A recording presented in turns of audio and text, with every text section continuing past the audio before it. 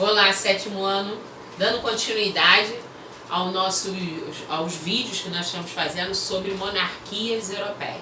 Essa é a nossa última que nós vamos falar, tá? Esse é o Sacro Império Romano Germânico. O Sacro Império Romano Germânico foi uma tentativa, né, da Igreja de reviver o Império Romano, tá? A gente sabe que o lado ocidental, o Império Romano já tinha se desestruturado, né? A gente já tem a fragmentação do Império Romano do lado ocidental, que não se tem mais o Império, né? A estrutura do Império Romano. Então a tentativa de formar esse Sacro Império Romano Germânico, romano por quê?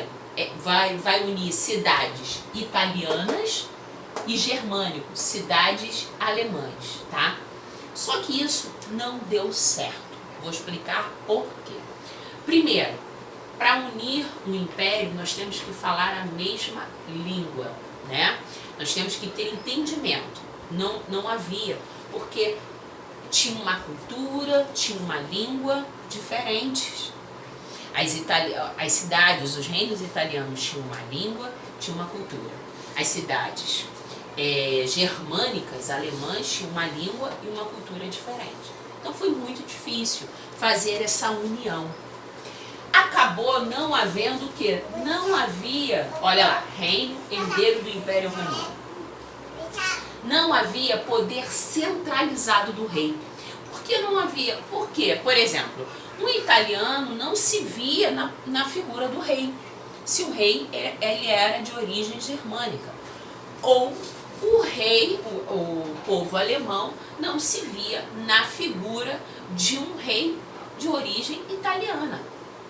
Então não havia esse poder centralizado do rei, porque eles não conseguiam se ver na figura, né? O povo não se via na figura daquele rei. O que vai acontecer? Os reinos, eles vão manter os seus poderes locais, que era de quem?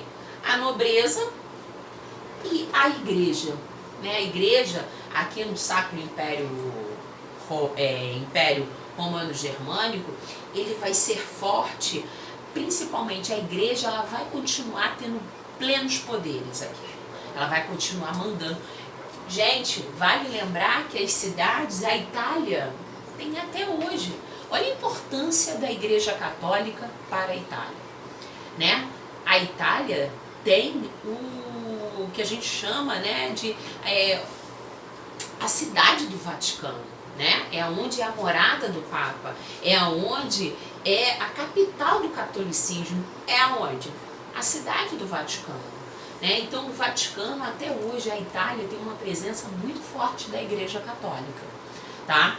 Então a nobreza, os poderes locais que vão estar fazendo, né, a pressão política, a pressão econômica, são os poderes locais, não o rei.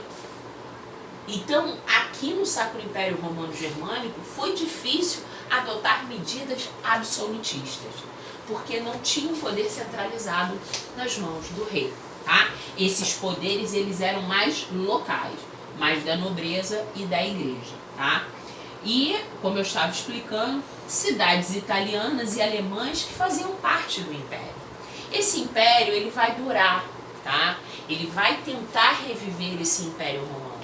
Só que eles não vão ter uma unificação.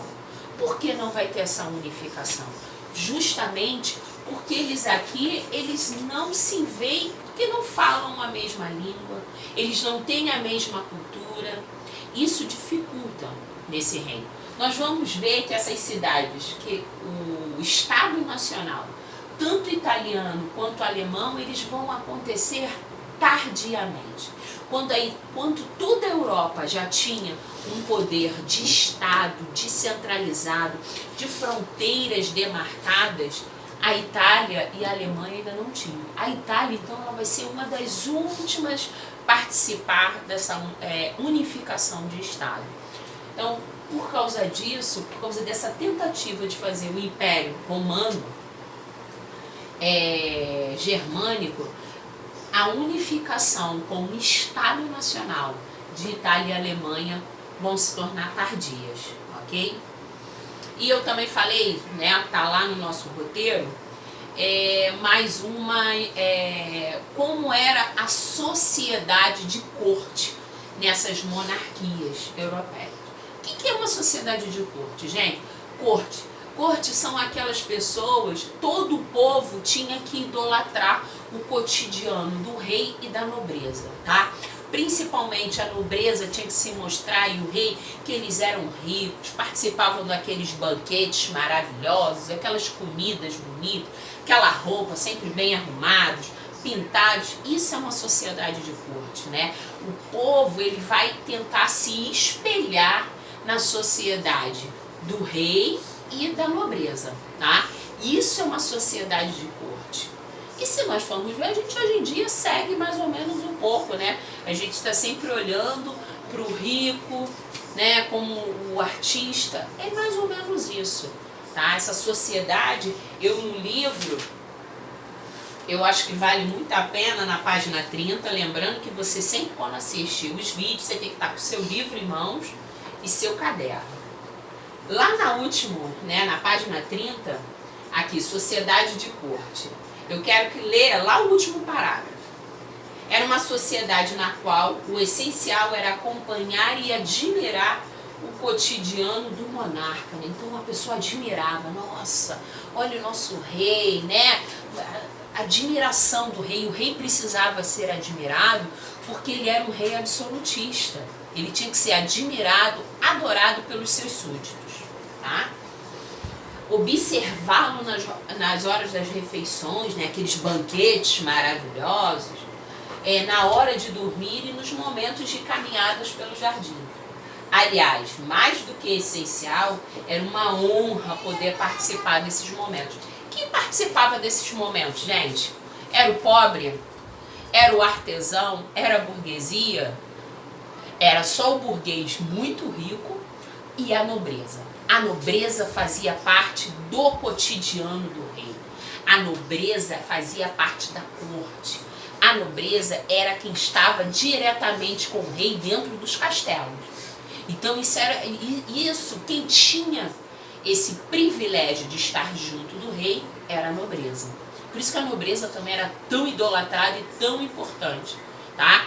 E, é claro, os burgueses mais ricos poderiam estar até juntos do rei. Mas o povo estaria dentro do castelo? Não. O artesão? Não. Os pobres? Não, tá? Só quem vai estar lá dentro do castelo. Alto clero. O que é o alto clero? Papa, bispo, arcebispo, não é um padrezinho, tá? Alto clero, a nobreza e o rei. Esse vai fazer parte dessa sociedade de corte. Galera, peguem um roteiro, transcrevam para o seu caderno, não precisa imprimir, e façam os exercícios que eu coloquei lá, as atividades da apostila. Na próxima semana, se tiver alguma dúvida, coloca lá na plataforma, me mande e-mail, não fiquem com dúvidas, estou à disposição para tirar qualquer tipo de dúvida. Se houver muitas dúvidas, a gente pode fazer aqui um vídeo só tirando dúvida de vocês, ok? Preciso que vocês coloquem o nome completo lá nos comentários. E semana que vem, se não houver dúvida, nada, eu posto o gabarito dos exercícios, tá? Próximo vídeo, as grandes navegações. Façam um mapa conceitual. Até o próximo vídeo, galera.